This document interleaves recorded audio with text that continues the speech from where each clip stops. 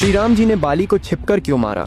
इसके पीछे का सबसे बड़ा कारण हनुमान जी ही थे। आखिर ऐसा क्या हुआ था कि श्री राम जी को बाली को छिपकर मारना पड़ा? और क्या श्री राम जी भी डरते थे कि अगर वो बाली के सामने गए तो बाली उनकी आधी शक्ति हर लेंगे और कहीं बाली उन्हें हरा न दे? और इस कहानी में हम ये भी जानेंगे कि क्या हुआ जब बाली ने हनुमान जी को युद्ध के लिए ललकारा। तो चलिए शुरू करते हैं आज की कहानी। कथा में आगे बढ़ने से पहले बाली के बारे में कुछ बातें आपको जान लेना चाहिए। कथाओं में ऐसा कहा गया है कि बाली इंद्र के धर्मपुत्र थे और इंद्रदेव से ही उन्हें एक अजेय माला मिली थी, जिसे पहनकर बाली की शक्तियां 1000 गुना बढ़ जाती थीं। इन शक्तियों से बाली ने बहुत सी लड़ाई लड़ी और सभी में उसको विजय हासिल हुई। इसके बाद बाली ने ब्रह्मा जी की तपस्या की, जिससे खुश होकर ब्रह्मा जी ने उन्हें वरदान दिया कि वो जिससे भी लड़ाई करेंगे तो उसके शत्रु की आधी शक्तियां बाली में आ जाएंगी। इस वरदान के बाद तो बाली ने राक्षसों को अपने सामने टिकने ही नहीं दिया और हजारों राक्षसों का उन्होंने वध किया। एक ओर जहां बाली अपने पराक्रम से अपनी शक्तियों का डंका बजा रहे थे, वहीं दूसरी ओर रावण भी उसी समय असीम शक्तियों का मालिक बन चुका था और तीनों लोकों में तबाही मचा रहा था। रावण का सामना उस समय कोई नहीं कर पा रहा था। रावण को अपनी शक्तियों पर बहुत घमंड था। उसको लगता था कि उसके सामने कोई नहीं टिक सकता। जब रावण को बाली के बारे में पता चला तो वो रावण अपनी शक्तियों के अहंकार में बाली से लड़ने किष्किंधा चला गया। पर रावण को ये नहीं पता था कि बाली के सामने जाने पर उसकी आधी शक्तियां बाली में समा जाएगी। और रावण किष्किंधा में जाकर बाली को लड़ाई के लिए ललकारने लगा। रावण की ललकार सुनकर बाली बाहर आ गया, जिसके बाद रावण ने बाली को युद्ध के लिए चुनौती दी। बाली ने रावण की चुनौती स्वीकार कर ली और इसके बाद दोनों में भयंकर युद्ध शुरू हो गया। लेकिन बाली को मिले वरदान के कारण रावण की आधी शक्तियां बाली में समा गईं, जिससे बाली ने रावण को युद्ध में हरा दिया। इसके बाद बाली ने रावण को अपना बंदी बना लिया। रावण से जीतने के बाद बाली को अपनी शक्तियों पर बहुत ज्यादा घमंड हो गया था और अपनी ताकत दिखाने के लिए रोज रावण को अपनी बगल में लेकर घूमने जाने लगा। इसके बाद रावण ने बाली से माफी मांगी और दोनों के बीच मित्रता हो गई। लेकिन इसके बाद बाली का घमंड आसमान छूने लगा। एक दिन बाली अपनी शक्ति के घमंड में चूर जंगलों में घूम रहा था और पेड़ पत्थरों को उखाड़ उखाड़ कर फेंक रहा था। उसी जंगल में हनुमान जी श्री राम जी का जप कर रहे थे। जब बाली हनुमान जी के पास पहुंचे तो उन्होंने हनुमान जी से कहा कि क्या पूरे दिन राम नाम जपता है? राम नाम को छोड़कर अपने राजा बाली का जप करो। हनुमान जी ये सुनकर मंद मंद मुस्कुराए और वापस अपनी भक्ति में लीन हो गए। ये देखकर बाली को बहुत गुस्सा आया। बाली ने हनुमान जी से कहा कि मैं तुम्हारे राम से ज्यादा शक्तिशाली हूँ और कहा कि अगर तुम्हारे राम मेरे सामने आ जाए तो मैं उन्हें भी हरा सकता हूँ। जब तक बात खुद पर थी तब तक हनुमान जी ने कुछ नहीं कहा, लेकिन जब बात उनके प्रभु पर आई तो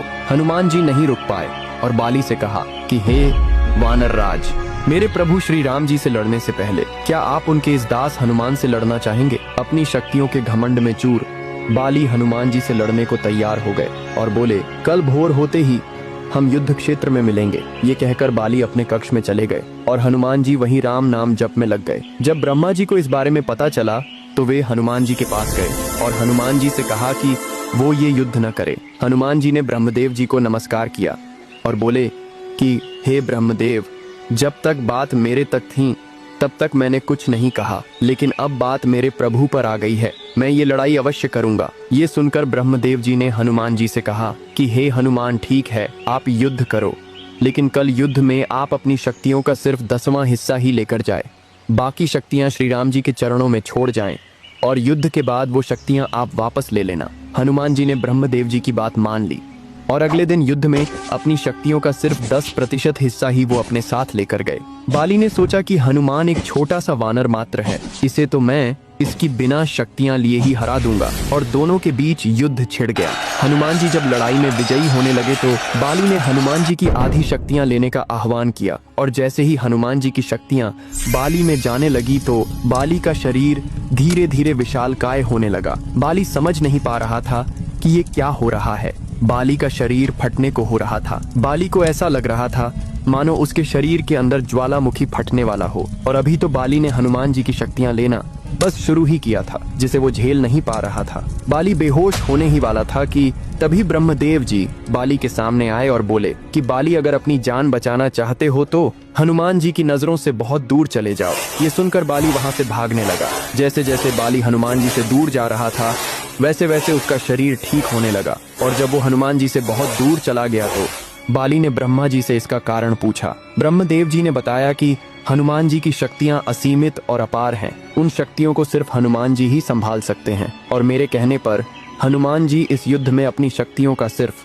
10वां हिस्सा ही लेकर आए थे और उन शक्तियों के अंश मात्र से ही तुम्हारा ये हाल हो गया। सोचो, हनुमान जी अगर अपनी पूरी शक्तियों के साथ आते तो तुम्हारा क्या हाल होता। ब्रह्मदेव जी की बातें सुनकर बाली को अपनी गलती का एहसास हुआ और उसका घमंड चूर चूर हो गया। इसके बाद बाली ने हनुमान जी से माफी मांगी और हनुमान जी से कहा कि हनुमान जी, आपके अंदर असीमित शक्तियां हैं, लेकिन फिर भी आप इतने शांत कैसे रहते हो। और ये कहकर बाली हनुमान जी से माफी मांगने लगे। हनुमान जी ने कहा कि अगर माफी मांगनी ही है तो प्रभु श्री राम जी से मांगिए, मैं तो उनका एक छोटा सा भक्त हूँ। और ये कहकर हनुमान जी ने बाली को अपने गले लगा लिया। इसके बाद बाली श्री राम नाम का जयकारा लगाने लगे और ये युद्ध शुरू होने से पहले ही खत्म हो गया। अब बात करते हैं श्री राम जी ने बाली को छिपकर क्यों मारा। दरअसल इसके पीछे के कुछ तथ्य रामायण में लिखित है। श्री राम जी सुग्रीव को अपना मित्र बना चुके थे और उन्हें वचन दे चुके थे कि वो बाली का वध अवश्य करेंगे, क्योंकि बाली के पापों का घड़ा भर चुका है और क्षत्रिय होने के नाते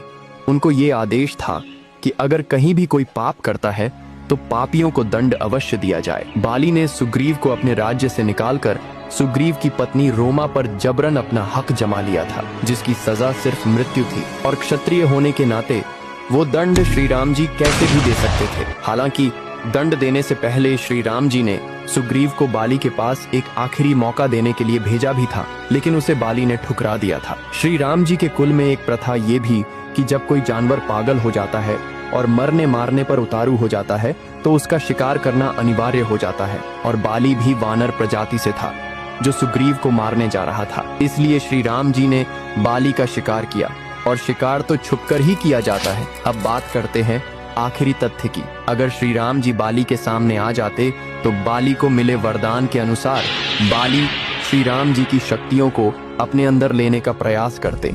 और जैसा कि आप सब जानते हैं कि श्री राम जी के भक्त हनुमान जी की क्षण भर शक्तियों से बाली का शरीर फटने को हो गया था, तो श्री राम जी तो स्वयं नारायण भगवान थे, और अगर ऐसा होता तो बाली उसी वक्त मर जाता। ब्रह्मा जी के वरदान की लाज रखने के लिए श्री राम जी ने बाली को छिप कर मारा था। तो बोलो जय श्री राम।